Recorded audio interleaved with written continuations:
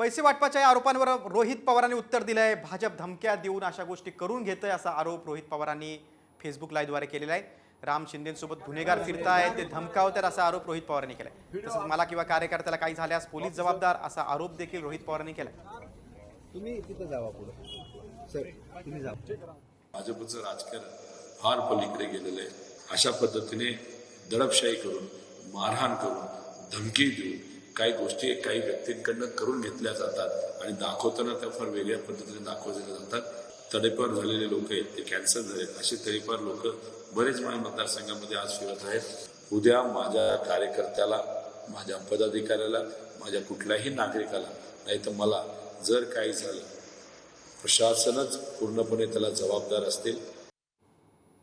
पैसे वाटपाच्या या आरोपांवर रोहित पवारांनी उत्तर दिलंय. भाजप धमक्या देऊन अशा गोष्टी करून घेतंय असा आरोप रोहित पवारांनी फेसबुक लाईव्हद्वारे केलेला आहे. राम शिंदेसोबत गुन्हेगार फिरताय, ते धमकावतात असा आरोप रोहित पवारांनी केलाय. तसंच मला किंवा कार्यकर्त्याला काही झाल्यास पोलीस जबाबदार असा आरोप देखील रोहित पवारांनी केलाय. तुम्ही तिथं जावा पुढे सर, तुम्ही जा. भाजपचं राजकारण फार पलीकडे गेलेलं आहे.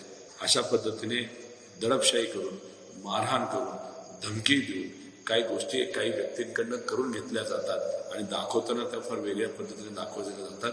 तडेपार झालेले लोक आहेत, ते कॅन्सर झालेत, असे तडेपार लोक बरेच माझ्या मतदारसंघामध्ये आज फिरत आहेत. उद्या माझ्या कार्यकर्त्याला, माझ्या पदाधिकाऱ्याला, माझ्या कुठल्याही नागरिकाला नाही तर मला जर काही झालं, प्रशासनच पूर्णपणे त्याला जबाबदार असतील.